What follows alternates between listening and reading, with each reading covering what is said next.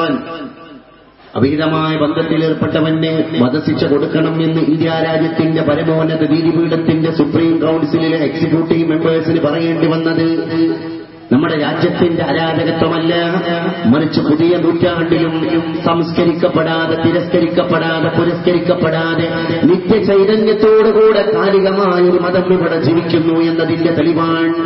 ആ കാലികമായ പ്രസ്ഥാനത്തിന്റെ വക്താക്കൾ ഇവിടെയാണ് നമ്മൾ, നമ്മുടെ സംസ്കാരം എവിടെയാണ്? ആരാണ് നബിയെ ഒരു മുസ്ലിം എന്ന് സഹാബ വന്നിട്ട് ചോദിക്കുകയാണ്, മനി മുസ്ലിം യാ റസൂലല്ലാഹ്. പുണ്യ റസൂല് പറഞ്ഞതെന്താ? നോമ്പ് നോൽക്കുന്നവനാണ് മുസ്ലിം എന്ന് പറഞ്ഞോ, നിസ്കരിക്കുന്നവനാണ് മുസ്ലിം എന്ന് പറഞ്ഞോ, ഹജ്ജ് ചെയ്യുന്നവനാണ്, സകാത്ത് കൊടുക്കുന്നവനാണ്, വിശുദ്ധ വേദഗ്രന്ഥമായ ഖുർആനിലെ പാരായണം ചെയ്യുന്നവനാണ് മുസ്ലിം എന്ന് പറയുന്നതിന് പകരം ലോകത്തിന്റെ ഗുരുനാഥൻ പരിശുദ്ധ മുഹമ്മദ് മുസ്തഫ സല്ലല്ലാഹു അലൈഹി വസല്ലം അല്ലാഹുവിന്റെ റസൂല് പറഞ്ഞു പോയി, അൽ മുസ്ലിമു മൻ സലിമൽ മുസ്ലിമൂന മിൻ ലിസാനിഹി വയദിഹി. മുസ്ലിം എന്ന് പറഞ്ഞാൽ നാവും കൈയും സൂക്ഷിച്ചവനാണ്. നാവ് കൈ വളരെ സില്ലി മാറ്റർ എന്ന് നമ്മൾ നമ്മുടെ നാട്ടിൽ മുദ്ര കുത്തുന്ന, വളരെ റയറായിരിക്കുന്ന ചില കാര്യങ്ങളെ എടുത്ത് ടേക്ക് ഔട്ട് ചെയ്തിട്ട് റസൂൽ പറഞ്ഞു, ഇതാ ഇസ്ലാമിന്റെ ഡെഫിനിഷൻ അല്ലേ? ആരാ മുസ്ലിം എന്ന് ചോദിച്ചപ്പോ നാവ് കൈ.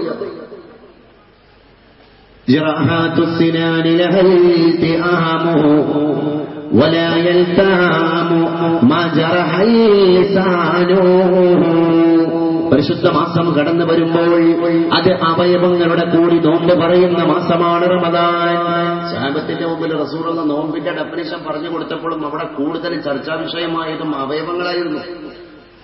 ഉണ്ണിനബിയെ നോമ്പുണ്ട് എന്നതിന്റെ തെളിവ് വിശപ്പല്ലയോ? വിശപ്പ് നോമ്പല്ല. വിശപ്പ് എന്നാൽ നിന്റെ ആമാശയത്തിന്റെ മാത്രം നോമ്പാണ്. കണ്ണിന്റെ നോമ്പ് കണ്ണ് ഹറാമിലേക്ക് പോവാതിരിക്കലാണ് കണ്ണിന്റെ നോമ്പ്. കാതിന്റെ നോമ്പ് ഹറാമ് കേൾക്കാതിരിക്കലാണ്. കൈയിന്റെ നോമ്പ് ഹറാമ് ഗ്രഹിക്കാതിരിക്കലാണ്. എല്ലായിടത്തും നമ്മുടെ ശരീരത്തിന്റെ മൊത്തം അവയവങ്ങൾക്ക് അവയവങ്ങളുടേതായ പ്രധാന സ്ഥാനമുണ്ട്. അവിടെയാണ് ഒരു മുസ്ലിമിന്റെ ഇസ്ലാം പൂരണം സംഭവിക്കുന്നത് എന്ന് റസൂലുള്ളാഹി പറഞ്ഞിട്ടുണ്ടെങ്കിൽ നമ്മളെ എല്ലാ every parts of the body, ശരീരത്തിന്റെ എല്ലാ ഭാഗങ്ങളിലേക്കും പ്രധാന സ്ഥാനത്തിന്റെ ഡെഫിനിഷൻ സപ്ലൈ ചെയ്യണം. അപ്പൊ കയ്യത്തിന്റെ മാത്രം നോമ്പാണ് എന്ന് പറഞ്ഞ് അവിടെ വെച്ച അള്ളാന്റെ റസൂല് ഹൃദയശുദ്ധി, ശാരീരികമായിരിക്കുന്ന അവയവങ്ങളെ കൺട്രോൾ ചെയ്യലിലൂടെയാണ് യഥാർത്ഥ നോമ്പ് എന്നൊക്കെ സഹാബത്തിനെ പഠിപ്പിക്കുമ്പോൾ ഇനി വരാൻ പോകുന്ന റമദാൻ മാസത്തിന്റെ ചൈതന്യം ഏത് രീതിയിലാണ്? ശിഷ്യ, എന്റെ പ്രിയപ്പെട്ട യുവതി യുവാക്കന്മാരെ, നമ്മുടെ പ്രായം എന്ന് പറഞ്ഞാൽ തന്നെ ടോൾസ്റ്റോയ് പറഞ്ഞ മാതിരി കടിഞ്ഞാണില്ലാത്ത കുതിരയാണ്. യൂത്ത് സ്റ്റേജ് എന്ന് പറയുന്ന ഈ സ്റ്റേജിന് തന്നെ വിവേകത്തെ, വികാരം കീഴടക്കുന്ന ഒരു സ്റ്റേജാണ്. ഈ സ്റ്റേജിൽ ശരിക്കും കൺട്രോളിംഗ് പവർ പരിശുദ്ധ റമദാനിനെ മുൻനിർത്തിയിട്ട് നമ്മൾ ഉണ്ടാക്കി തീർക്കുക. അതൊരു പരീക്ഷണമാണ്. നോമ്പ് എന്ന് പറഞ്ഞാൽ നമ്മളിങ്ങനെ അത്താഴം കഴിക്കുക, മഗ്‌രിബ് കൊടുക്കുന്ന സമയത്ത് ഇഫ്താറിലേക്ക് കടന്നു പോകുക എന്നുള്ള ചടങ്ങല്ല, അതൊരു ഏർപ്പാടല്ല. ഇത് ശരിക്ക് ഒരു ക്രിറ്റിക്കലായിരിക്കുന്ന ഒരു പരീക്ഷണമാണ്. അള്ളാഹു നോക്കുക, കൂട്ടത്തിലും രഹസ്യത്തിലും പരസ്യത്തിലും ഒറ്റക്കും എല്ലാമായിട്ട് സാമൂഹ്യ ജീവിയായിരിക്കുന്ന മനുഷ്യനെ എത്ര സ്വകാര്യതകളുണ്ടാകും. സ്വകാര്യതകൾക്ക് അപ്പുറം മനുഷ്യനെ വീക്ഷിച്ചുകൊണ്ടിരിക്കുന്ന ഒരു ക്യാമറ കണ്ണ് മുകളിലുണ്ട് എന്ന് പറയുമ്പോൾ ഗൂഗിൾ സംവിധാനത്തെയാണ് മനുഷ്യൻ മേടിച്ചുകൊണ്ടിരിക്കുന്നത്.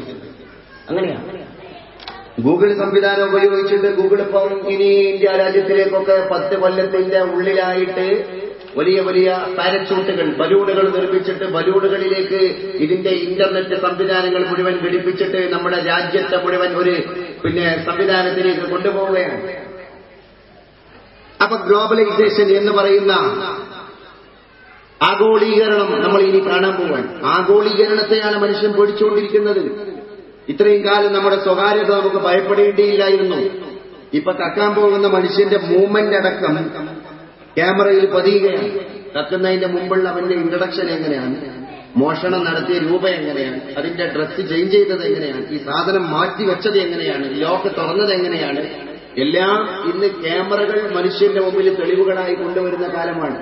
അതുകൊണ്ട് തന്നെ തന്റെ യമീനിലും ഷിമാലിലും എഴുതി വെക്കുന്ന മാലാഖമാരെ മനുഷ്യൻ പേടിക്കുന്നതിന് പകരം പുതിയ സംവിധാനങ്ങളെ മനുഷ്യനെ പേടിക്കേണ്ടി വന്നു. ഇതൊരു പരീക്ഷണമാണ്. സത്യം പറയുകയാണെങ്കിൽ ഇതൊരു പരീക്ഷണമാണ്. ഗദ്ദാഫി ജീവിച്ചതാരും കണ്ടില്ല. കേണൽ മുഅമ്മർ ഗദ്ദാഫി വലിയ റോയലിറ്റിയോടുകൂടെ രാജകീയമായ സമ്പന്നതയോടുകൂടെ ജീവിച്ചു. എന്തൊക്കെ ഉണ്ടായിരുന്നു അവന്റെ ജീവിതത്തിന്റെ ഓസ്പീഷ്യസ് ഒക്കേഷൻ എന്ന് തന്നെ പറയാം അവന്റെ ജീവിതത്തെ പറ്റി. അത്രയും സൂപ്പർസോണിക് വിമാനങ്ങളിലൂടെ കുടുംബസമേതത്തെ ഗദ്ദാഫി നിലം തൊട്ടിട്ടില്ല മനുഷ്യൻ. അമേരിക്ക ടൂറ്, ഓസ്ട്രേലിയയിൽ ടൂറ്, ന്യൂസിലാൻഡിൽ ടൂറ്, തായ്ലൻഡിൽ ടൂറ്, ഇങ്ങനെ കോടിക്കണക്കിന് ഡോളറുകളുടെ ആസ്തി അമേരിക്കയുടെ ബാങ്കിൽ എല്ലാം ഉണ്ടായി. ലോകത്തെ മുഴുവൻ തന്റെ കാലിന്റെ ചുവട്ടിലേക്ക് കൊണ്ടുവന്ന് ഞെരിഞ്ഞമർക്കണം എന്ന് സ്വപ്നം കണ്ട കേണൽ മുഅമ്മർ ഗദ്ദാഫി ജീവിച്ച രംഗം നമ്മളാരും കണ്ടില്ല. ആ മനുഷ്യൻ മരിച്ച രംഗം 45 മിനിറ്റുകൾക്കുള്ളിൽ നമ്മുടെ നാട്ടിലെ മുഴുവൻ കവലകളിലെയും ചാനലുകളിൽ മിന്നിമറിഞ്ഞു. എന്തിന്? അതൊരു പാഠമാണ്. اذهب إلى فرعون إنه طغى فقل هل لك إلى أن تزكى فأهديك إلى ربك فتخشى فأراه الآية الكبرى ثم أدبر يسعى فحشر فنادى فقال أنا ربكم الأعلى. ഞാനാണ് വലിയ പടച്ചവൻ എന്ന് പറഞ്ഞ ഫറോവ എവിടെ പോയി? ആ ഫറോവ ലോകത്തിന്റെ പാഠമാക്കിയത് അല്ലാഹുവാണെങ്കിൽ ഞാനാണ് വലിയവൻ എന്ന് വീർപ്പിളക്കിയ ഗദ്ദാഫി, കേണൽ മുഅമ്മർ ഗദ്ദാഫിയുടെ ജീവിതത്തിന്റെ സുഖലോലുപതയുടെ ഓരോ നിമിഷങ്ങളും മനുഷ്യൻ കണ്ടിട്ടില്ല. അന്ത്യനിമിഷങ്ങൾ നമ്മൾ കണ്ടു. ലിബിയയുടെ സീർത്ത് എന്ന് പറയുന്ന പ്രവിശ്യയിലെ കുഗ്രാമത്തിലെ അഴുക്ക് ചാലിന്റെ ഓടയിലെ മലിനജലത്തിന്റെ ഇടയിൽ നിന്ന് അവന്റെ ബോർഡിംഗ് എടുത്തിട്ട് പല പ്രാവശ്യം ഷൂട്ട് ചെയ്ത് ആഘോഷിക്കുന്ന സൈനിക പരിവേഷമുള്ള ആളുകൾ, അനുയായികളെ ഭരണീയതയാണ് പിന്നെ നമ്മൾ കണ്ടത്. ആ ഗദ്ദാഫി എന്ന് പറഞ്ഞ മനുഷ്യന്റെ മൃതശരീരം, ഭൗതിക ശരീരം 2 ദിവസം പൊതുദർശനത്തിന് വെച്ചത് ലിബിയയുടെ മീൻ മാർക്കറ്റിലാണ്. സെൻട്രലൈസ്ഡ് AC എയർ കണ്ടീഷൻ ചെയ്യപ്പെട്ട മീൻ ചീഞ്ഞു പോകാതിരിക്കാൻ ഫ്രീസർ സംവിധാനമുള്ള ഫിഷ് മാർക്കറ്റിലാണ് ഗദ്ദാഫിയുടെ മയ്യത്ത് ദുർഗന്ധം വമിക്കരുത് എന്ന് കണ്ടിട്ട് പൊതുദർശനത്തിന് പോലും വെച്ചത്. ഈ മനുഷ്യനെ അല്ലാഹു എവിടെ എത്തിച്ച് ആ അന്ത്യനിമിഷങ്ങൾ എന്തിനാണ് ക്യാമറ കണ്ണുകളിൽ ഒപ്പിയെടുത്തിട്ട് ലോകത്തിലേക്ക് അല്ലാഹു സംഭാവന ചെയ്തത്? വലിയ പാടാണ്. പുതിയ ലോകത്തിന്റെ മുമ്പിൽ ക്യാമറ സംവിധാനങ്ങൾ മനുഷ്യനെ നിഗൂഢത പഠിപ്പിക്കാൻ. എവിടെ പോയാലും ക്യാമറ. കേരളത്തിലെ സിറ്റിയിൽ ട്രാഫിക് സിഗ്നൽ ഉള്ള സ്ഥലത്ത് ക്യാമറ സംവിധാനം പുനരാവിഷ്കരണം നടത്തുന്ന ഒരു സിറ്റിയായി വളാഞ്ചേരി അറിയപ്പെട്ടിട്ടുണ്ടെങ്കിൽ വളാഞ്ചേരി അങ്ങാടിയുടെ സറൌണ്ടിങ്സിലും 6 ക്യാമറ. ഓവർടേക്ക് ചെയ്യുന്ന വാഹനങ്ങൾ ഇനി പോലീസുകാരൻ ഉണ്ടെങ്കിലും ശരി ഇല്ലെങ്കിലും ശരി ആ വാഹനങ്ങളുടെ സിഗ്നൽ അടക്കം ഒപ്പിയെടുക്കാനും അദ്ദേഹത്തെ പിടിക്കാനും കഴിയുന്ന ഫെസിലിറ്റിയിലേക്ക് നമ്മുടെ മൂക്കിന്റെ ചോട്ടിലുള്ള ടൗണുകൾ മുഴുവൻ കടന്നുപോയി. ബസ് സ്റ്റാൻഡില്, മാർക്കറ്റില്, മനുഷ്യൻ സഞ്ചരിക്കുന്ന കൂടുതൽ ഡെൻസിറ്റിയുള്ള സ്ഥലങ്ങളിൽ. എന്നിട്ട് ഇതൊക്കെ CI സിദ്ദീഖിന്റെ റൂമിൽ ഇങ്ങനെ വളരെ ഉഷാറായിട്ട് സ്ക്രീനിൽ ഇങ്ങനെ കടന്നു വരിക അല്ലേ? ഓരോ അടക്കങ്ങളും അനക്കങ്ങളും അറിയുന്ന രീതിയിലേക്ക് മനുഷ്യൻ കടന്നുപോയപ്പം അവന്റെ സ്വകാര്യതയെ അവൻ കൂടുതൽ ഭയപ്പെടുന്ന കണ്ടീഷനെത്തി. ഒരു കാലത്ത് മനുഷ്യന് ഏറ്റവും കൂടുതൽ ലിബറൽ അറ്റ്മോസ്ഫിയർ നൽകിയിരുന്നത് അവന്റെ പ്രൈവസി, സ്വകാര്യതയായിരുന്നു.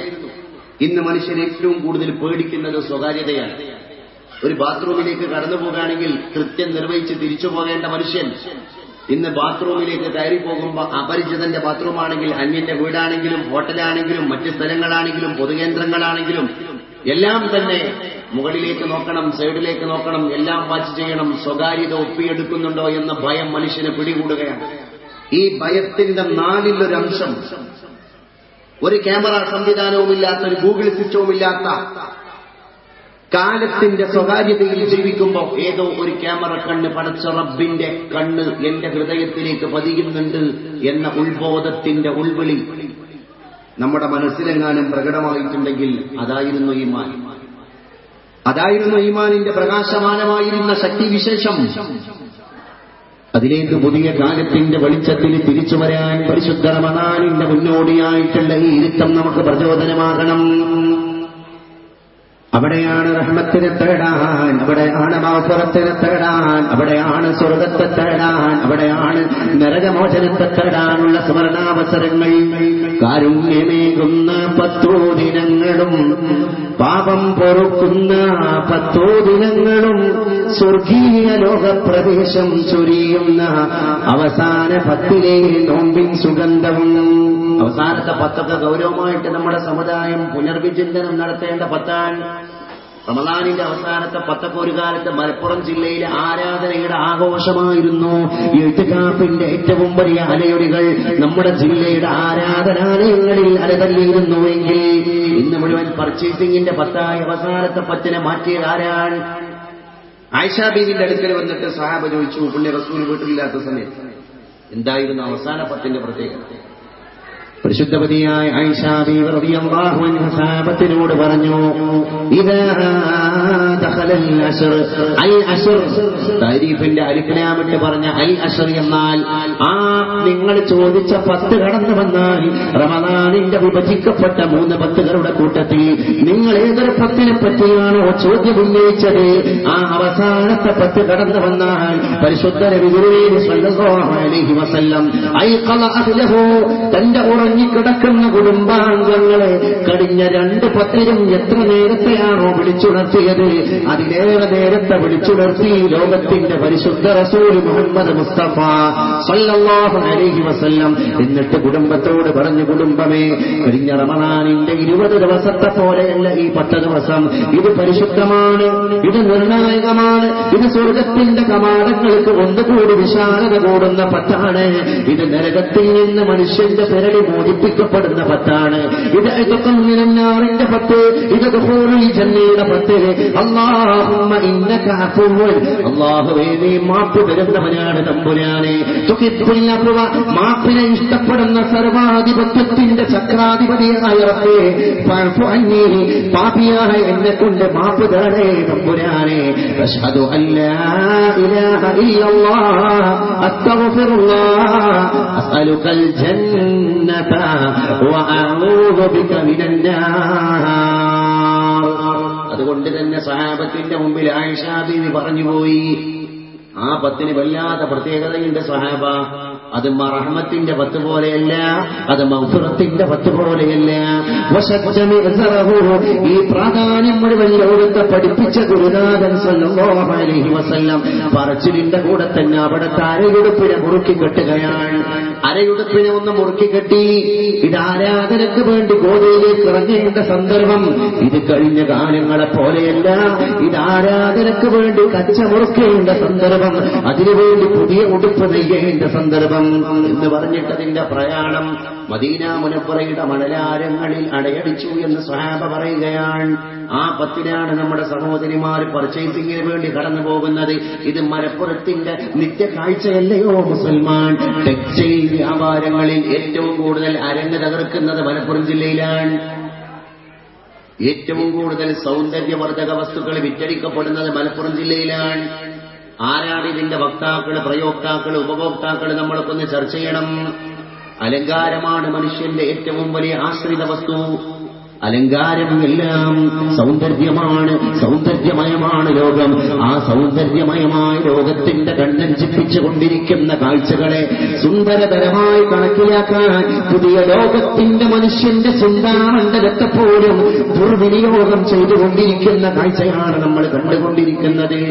ആലോചിക്കണം, നമ്മൾ ഗദ്ദാഫി പോയ പോക്ക് എല്ലാവരും പോകേണ്ടവരാണ്, എല്ലാവരും പോകേണ്ടവരാണ്. അപ്പൊ റോസ് പൗഡർ ഇട്ടവാ മൃദുലമായ കവിൾത്തടം പുഴുവിന്റെ ഭക്ഷണമാണ് എന്ന് തിരിച്ചറിയേണ്ട സന്ദർഭം പോലെ ഇത്തരത്തിലുള്ള അവസരങ്ങൾ നമ്മൾ ഉപയോഗപ്പെടുത്തണം. എന്റെ പ്രിയപ്പെട്ടവരെ, പറഞ്ഞ് കേട്ടാൽ തൽക്ഷണം ഞെട്ടേണ്ടതാ, കണ്ടാലുടൻ വാ വിട്ട് നീ കരയേണ്ടതാ. സുഹൃത്തുക്കളെ, വരുന്നുണ്ട് ദിവസം മഹ്ശറ, അകത്തുള്ളതെല്ലാം അന്ന് തള്ളും മക്ബറ. സയ്യിദുൽ ഉസ്മാൻ ഖബറു കണ്ടാൽ പിന്നെ ഒലിക്കുന്നതാ ഇരു കണ്ണുകൾ ക്ഷണം തന്നെ. കണ്ണിന്റെ കുഴി വെള്ളവും നിറഞ്ഞില്ലേ, മണ്ണിന്റെ അടിയിൽ പെട്ടതത്ഭുതമല്ലേ, ആദം മുതൽ പല കാലവും കഴിഞ്ഞില്ലേ, അതിലത്ഭുതം ഇന്നോളവും നിനക്കില്ലേ, കുതിരപ്പുറത്ത് സവാരി ചെയ്തവരല്ലേ, ശവമഞ്ചയാത്രയും ചെയ്തതത്ഭുതമല്ലേ, മേടക്ക് പകരം മാടമാ സുബ്ഹാന, തനിച്ചേകനായി കിടക്കേണ്ടതാണ് സിമാന. മണിമാളികകളിൽ ഉല്ലസിച്ച മനുഷ്യ, മാടത്തിലേക്ക് കടന്നു പോകേണ്ടവരാണ് നമ്മളെന്ന ബോധം. ആ ബോധത്തിൽ നിന്ന് ഉത്ഭൂതമാകുന്ന ഒരു ചിന്താശക്തി, ആ ശക്തി കൊണ്ടല്ലയോ ഈമാൻ പുനർജനിക്കുന്നത്, ആ ശക്തിയിലല്ലയോ ആരാധന വെളിച്ചം കാണുന്നത്, ആ ശക്തിയിലല്ലയോ ഖബറിന്റെ ഗൗരവം കടന്നു വരുന്നത്, ആ ശക്തിയിലല്ലയോ മലക്കുൽ മൗത്ത് അസ്റായീലിന്റെ പിടുത്തത്തിന്റെ ഗൗരവതരമായിരിക്കുന്ന സ്ഥിതിവിശേഷത്തിന്റെ ഊക്കൊണ്ട് മനുഷ്യൻ ധന്യനാകുന്നത്. അല്ലാഹുവേ, സകറാത്ത് കൊണ്ട് രക്ഷിക്കണേ തമ്പുരാനെ, സകറാത്തിന്റെ അവസ്ഥയിൽ നിന്ന് രക്ഷപ്പെടുത്തണേ. ദഹമൗത്തത് കൂട്ടിടും ഇബ്ലീസ് കൂസിനെ കാട്ടിടും, നേരം ലഈനവനാട്ടുവാൻ ബദരീങ്ങളാൽ തുണറബ്ബന. ഈ മഖാബറുകളിൽ അന്ത്യവിശ്രമം കൊള്ളുന്ന മഖബറകളിലെ മസാറുകളിലെ സുൽത്താൻമാരായ ഔലിയാക്കന്മാരുടെ തിരുസന്നിധി കൊണ്ട് നമ്മൾ നമ്മുടെ ജീവിതത്തെ ധന്യമാക്കുകയാണ്. അല്ലാഹുവേ, ഞങ്ങൾ അവരുടെ അടുക്കൽ എത്തിയിട്ടില്ല, അവർ ചെയ്ത ഒന്നും ഞങ്ങൾ ചെയ്തിട്ടില്ല. എന്നാൽ അവരുടെ ഹബ്ബ് കൊണ്ട് അവരോട് ചേരാൻ, അവരുടെ ഫൈദ് കൊണ്ട് അവരോട് ചേരാൻ. അതിനാണ് ഇത്തരം സന്ദർഭങ്ങളിൽ ഔലിയാക്കന്മാർ ചെയ്തതൊന്നും നമുക്ക് ചെയ്യാൻ കഴിഞ്ഞിട്ടില്ല. അവരെ നാലേലത്ത് പോലും ജീവിത പരിശുദ്ധി കൊണ്ടെത്താൻ നമുക്ക് കഴിഞ്ഞിട്ടില്ല. എന്നാൽ അവരെ മുഹിബ്ബായി മാറുന്നതിലൂടെ അവരെ ഫൈവ്യാപകോന അല്ലേ, അവരുടെ ഒരു സ്നേഹം, അവരുടെ ഒരു ശഫാഅത്ത്, അവരുടെ ഒരു ശുപാർശയ്ക്ക് പാത്രമാവുക, ആ ഒരു പുണ്യത്തിന് വേണ്ടിയാണ് നമ്മളിവിടെ ഒരുമിച്ച് കൂടിയത്. ആ ഔലിയാക്കന്മാരുടെ സ്നേഹത്തിലൂടെയാണ് നമ്മുടെ യഥാർത്ഥമായിരിക്കുന്ന പരലോക മോക്ഷം ലഭ്യമാകുന്നത് എന്ന വിശ്വാസത്തിന്റെ ആധാരമാണ് ഇത്തരത്തിലുള്ള നമ്മുടെ കൂട്ടായ്മ. അല്ലാഹു ഈ കൂട്ടായ്മ വിജയിപ്പിക്കുമാറാവട്ടെ.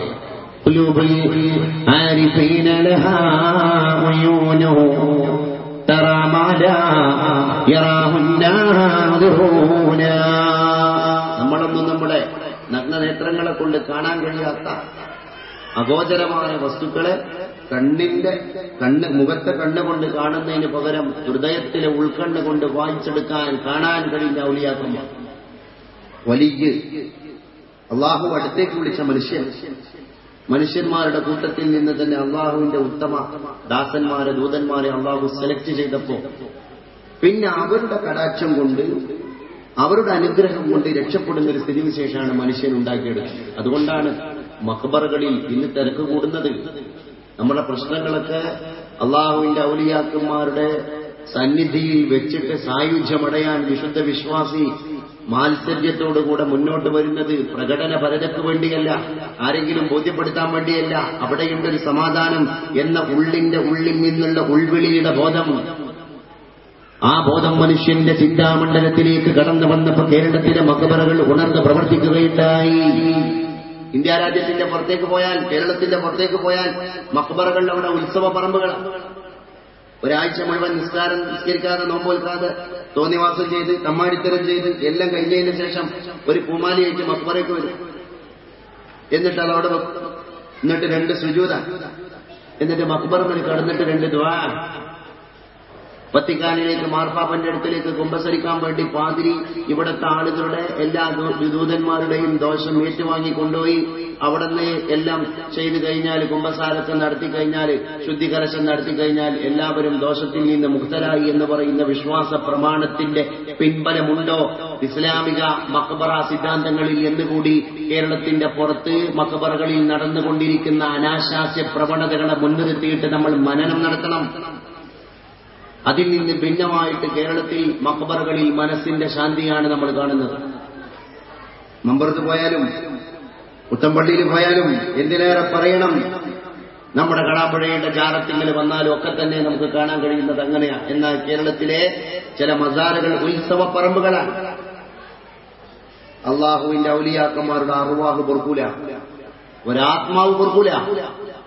ആരാ കൊണ്ടോട്ടി നേർച്ചനെ നേർച്ച എന്നുള്ള പേര് വെച്ചിട്ട് ആഭാസമാക്കിയത്? ആരാ വട്ടം തിരൂരിലെ വട്ടത്തെ നേർച്ച, പുതിയങ്ങാടി നേർച്ചയെ നേർച്ച എന്ന പേര് വെച്ചിട്ട് ആഭാസമാക്കിയത്? ആരാ പട്ടാമ്പിയിലെ നേർച്ച എന്ന് പറയുന്ന ആഭാസത്തെ കൊണ്ടുവന്നത്? നമ്മൾ ആലോചിക്കേണ്ടതുണ്ട്. ഇതിനൊക്കെ ചുറ്റിപ്പറ്റിയിട്ട് മനുഷ്യൻ കൂത്താട്ടം നടത്താൻ, കൂത്താട്ടം കള്ള് കുടിച്ചിട്ട് കൂത്താട് അള്ളാഹുവിന്റെ ഔലിയാക്കന്മാര് മറവട്ട് കിടക്കുന്ന ഭൂമിയുടെ പേരിൽ നേർച്ച കഴിച്ചാണ്ട്. അതിന്റെ ഏറ്റവും വലിയ ഒരു സ്ഥിതിവിശേഷം നമ്മൾ കേരളത്തിൽ കണ്ടു. അതോടുകൂടെ തന്നെ കേരളത്തിൽ നമ്മൾ ആലോചിക്കണം, പ്രകൃതി ദുരന്തങ്ങൾ കൂടി, വറുതി കൂടി, ക്ഷാമം കൂടി. എന്നാൽ അള്ളാഹുവിന്റെ മഖബറകളെ അന്യാധീനപ്പെടുത്തേണ്ടവരുമല്ല നമ്മൾ, നമ്മുടെ സംഘാടകർ ചെയ്തത്. നമ്മുടെ സുഹൃത്തുക്കൾ മുന്നോട്ട് വന്ന ഈ കർമ്മം എന്ന് പറയുന്നത് നമ്മൾ ആലോചിക്കേണ്ടതുണ്ട്. നന്മ പറയുന്നൊരു സദസ്സ മഖബറയുടെ പേരിൽ നമ്മൾ സംഘടിപ്പിക്കുന്നത്. അള്ളാഹുവിന്റെ ഔലിയാക്കന്മാരുടെ ഇഷ്ടം പിടിച്ചു പറ്റാൻ, അവരുടെ ആത്മാവുകൾക്ക് ശാന്തി കിട്ടാൻ, അവരുടെ ആത്മാവിനോടൊപ്പം ഫൈദ് ലഭിക്കാൻ, അവരുടെ ശുപാർശയോടുകൂടെ സ്വർഗത്തിന്റെ മണ്ഡലങ്ങളിലേക്ക് കടന്നു പോകാൻ, അവരുടെ ഭാഗം ചേരാൻ, വിശ്വാസം കൊണ്ട് സ്നേഹം കൊണ്ട് കടന്നു പോകാൻ ഒരു സന്ദർഭം നമുക്ക് സുവർണാവസരം പോലെ ലഭിക്കുമ്പോൾ ഇതിൽ പങ്കാളികളാവൽ തന്നെ അവരുടെ ഇഷ്ടത്തിന്റെ ഭാഗമാണ് എന്ന് നമ്മൾ വിശ്വസിച്ചു പോകേണ്ടിയിരിക്കുകയാണ്. രാഹിതു രഹിറുബിതു രഹിബർബിതു മൻസിൽബിതു നാഖുദാതു ബഹർതു കശ്ഫീബിതു സാഹിബിതു. അല്ലാഹുവേ, എന്റെ അഭയം നീയാണ്, എന്റെ ശൈലി നീയാണ്, എന്റെ മണ്ഡലം നീയാണ്, എന്റെ സത്രം നീയാണ് തമ്പുരാനെ, എന്റെ വഴിവിളക്കേ അത് നീയാണ് തമ്പുരാനെ, എന്റെ അഭയം നീയാണ്, എന്റെ കൈവല്യം നീയാണ് തമ്പുരാനെ, എന്റെ അഭയസ്ഥാനം നീയാണ് തമ്പുരാനെ എന്ന് പറയാൻ ഔലിയാക്കന്മാര് മുന്നോട്ട് വരികയുണ്ടായി. അവർ ഹാല് മാറി. പിന്നെ ഔലിയാക്കന്മാരുടെ മർത്തബ മാറി. നമ്മൾ കണ്ടു ജദബിന്റെ ഹാലിലുള്ള ഒരുപാട് ഔലിയാക്കന്മാർ അല്ലേ. യാഹൂ തങ്ങള്, മഹാനായ യാഹൂ തങ്ങൾ പാപ്പ ജീവിക്കുന്ന കാലത്ത് തന്നെ ഒരു മനുഷ്യന്മാരും കൊടുത്തില്ല. കല്ലെടുത്തതെയും സ്കൂളിലേക്ക് പോകുന്ന കുട്ടികളൊക്കെ ഭ്രാന്തനാണെന്ന് പറഞ്ഞാണ്ട് വിവരണമായ വേഷം, മുഷിഞ്ഞു നാറിയ വേഷം. അപ്പോഴാണ് കുത്തുബുസ്സമാന കാലഘട്ടത്തിൽ ജീവിക്കുന്ന മനുഷ്യനാണ് മഹാനായ മമ്പറത്തെ തങ്ങൾ പാപ്പാക്ക്. അന്നും ജനങ്ങളുടെ ഇടയിൽ വലിയ വിലയാണ്, മൂല്യമാണ്. കുത്തുബുസ്സമാന തങ്ങൾ പാപ്പ വരുന്നുണ്ട് എന്നറിഞ്ഞാൽ അവിടെ ആള് കൂടാണ്. മമ്പറത്തെ തങ്ങൾ പാപ്പ വരുന്ന ആ വാർത്ത കേട്ടിട്ട് ഈ കാലത്താണ് യാഹൂ തങ്ങൾ ജീവിക്കുന്ന നാട്ടിലേക്ക് തങ്ങൾ പാപ്പ പോകാനിടയായി.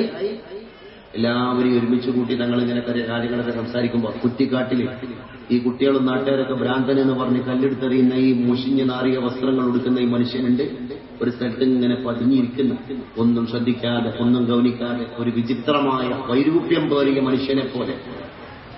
പക്ഷേ തങ്ങൾ പാപ്പ അവിടെ കൂടിയ ജനങ്ങളോട് ചോദിച്ചു, എനിക്ക് ചോദിക്കാനുള്ളത് ഇതാണ്, ഇന്നത്തെ സുബഹ് നമസ്കാരം അവ്വൽ ജമാഅത്തിന് മക്കത്തെ ഹറമിൽ വെച്ചിട്ട് പങ്കെടുത്ത ഒരാൾ നിങ്ങളുടെ കൂട്ടത്തിലുണ്ട്, അയാൾ എണീറ്റിക്കണമെന്ന് പറഞ്ഞു. അപ്പൊ ജനങ്ങൾ അങ്ങോട്ടും ഇങ്ങോട്ടൊക്കെ നോക്കി. കാരണം അവനാനെ പറ്റി എല്ലാവർക്കും ബോധം ഉണ്ടായിട്ട് പിന്നെ അപ്പുറത്തേക്ക് നോക്കി. ആർക്കും പിടുത്തം കിട്ടില്ല, ആരെയും പിടുത്തം കിട്ടില്ല. തങ്ങൾ പാപ്പാക്ക് ദേഷ്യം പിടിച്ച് മമ്പറത്തെ തങ്ങൾ പാപ്പ ഒന്നുകൂടി സ്ട്രോങ് കൂട്ടിയിട്ട് ചോദിച്ചേ കേട്ടില്ലേ, ഇന്നത്തെ സുബഹ് ജമാഅത്ത്